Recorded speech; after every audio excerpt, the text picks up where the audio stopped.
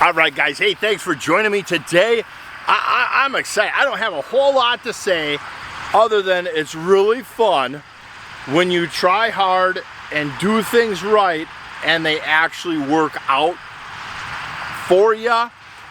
Before we get into it, I was going to tell the joke of, hey, if you guys are new to the channel, thanks for joining me. I'm John Stevens, and I'm a widower. Well, if things go according to plan anyhow, ha ha ha. And the wife's like, that's dumb. That's just dumb. You can't tell that joke. And I'm like, okay. And I told her, I said, what about my You Know You're a Red Man If series of jokes? Kind of like a play on You Know You're a Redneck, except with the casinos up here. I could be like, you know you're a red man if making a long distance phone call included a campfire and a wet blanket to send the smoke signal. She's like, dumb. And I'm like, how about the definition of fast food is because your food literally outruns you? And she's like, nope, can't tell that one. And I'm like, okay, how about if the word how is used as a statement and not as a question? And she's like, nope, you're going downhill, buddy. I'm like, gosh, so I can't do any of that stuff.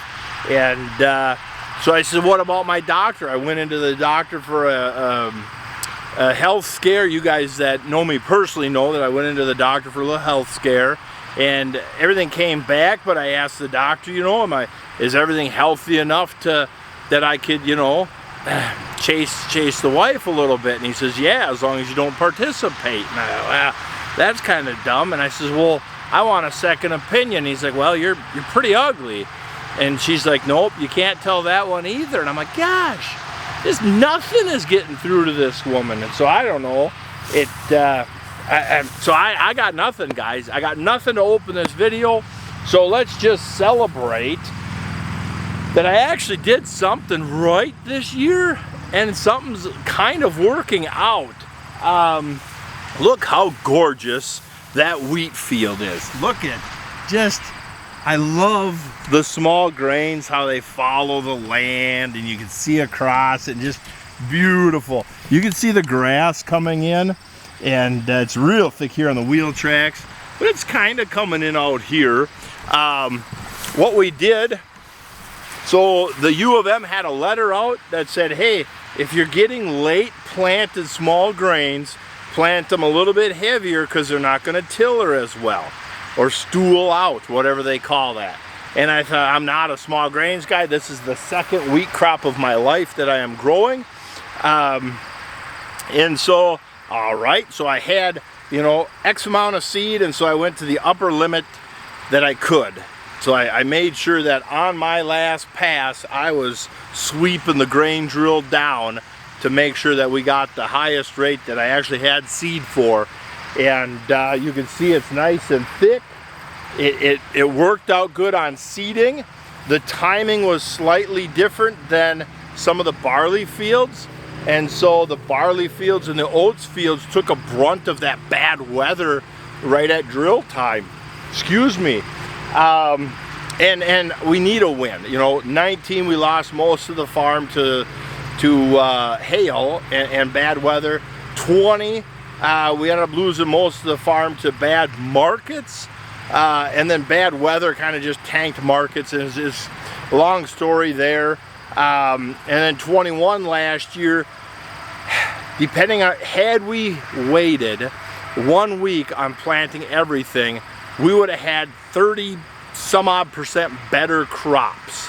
But instead we got to get out early, you know, push, and just timing of planting to when the rains came, and we had a devastating germination issue, or a quality of planting last year. So we lost a lot of acres to just dumb luck timing, and the strip till helped that this year on the row crops. But so with the wheat, I planted it to the heaviest I could for the seed I had. Then right behind the drill, we got out here with the fertilizer. We did 100 pounds urea, 50 pounds AMS.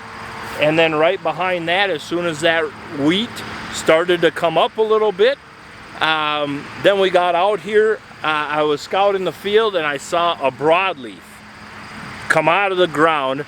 So then we came out with some Husky, a product called Husky, and I sprayed the field. And that kept it super clean until now with these grasses just coming through. So we're gonna drop this straw. With all that grass coming through, we're gonna drop this straw. Oh baby, you imagine the nice beautiful wheat straw with all this soft fresh grass in that windrow rolled up.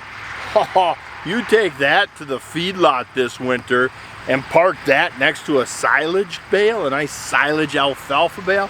Oh, them cows, I'm drooling a little. Them cows are, they will just eat that right. Oh boy, that's gonna be some good feed. So we're probably gonna roll this up. And then what we're gonna do is take Mr. Strip Till there and see how that tree fell on there? I can't win them all. I did not really realize the tree fell on there until recently. It came out the other day to grab a wagon and a tree fell on it. But what I'm going to do is put the seed in one hopper and then calibrate it the best I can, and then see if I can't blow the air into the burming discs where the soil's turning around. So all my alfalfa clover legumes will be in that dirt that's churning around, good moist dirt. So the strip till work will be done. Hopefully we get a good germination out of that legume and grass mix. And then next spring, we'll just plant the corn right on that same guidance pattern. And hopefully we've created some nitrogen credits for next year's corn crop.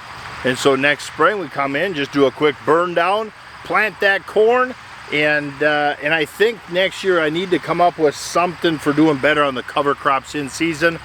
Different conversation, but so then that wheat is up and running. The huskies killed and held back all the broadleaves. You don't see one water hemp or hardly a ragweed.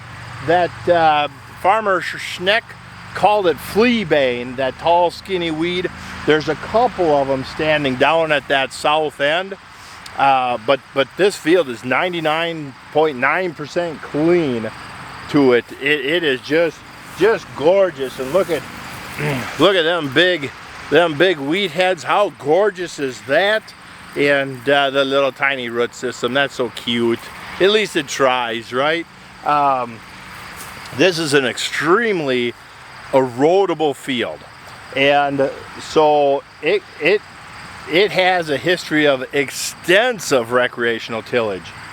And this year the landlord said this is the first year that the field did not have major washouts, and he's very impressed as to how good this field is handling water.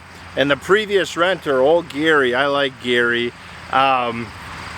he was talking this spring like, well, for all you local guys, you know this voice. When do you think you're gonna get down on the France farm there, John? And I said, Gary, I'm heading down there Friday. What? No.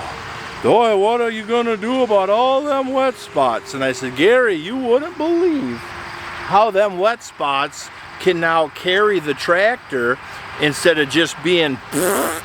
And he's like, well, that's pretty interesting. And I'll tell you something. And then 5 hours later, I got off the phone with him, and I got to do an interview with Gary. He'd be a fantastic storyteller, and he's got a fun equipment lineup and just a good interview. I got to get that someday. But right now, when the wheat started to throw ahead, then we came out here and I did a foliar feed. I did boron, calcium, and zinc, and then fulvic acid sugar product, and then a couple gallons to the acre of a 3-18-18, and mixed it with a 50% water. So I had like a 6 to 7 gallon per acre mix. Carried that boom very high and just let that fog, then sprayed 10-12 miles an hour, and then just let that fog just kind of roll down into the canopy. And I left one boom section off to see if I could see a pattern going across the field with that boom section off, and I cannot see a color pattern out here, but I'll combine it at an angle and we'll see if the combine will pick up them strips of the foliar feeding. Oh boy, look at the neighbors.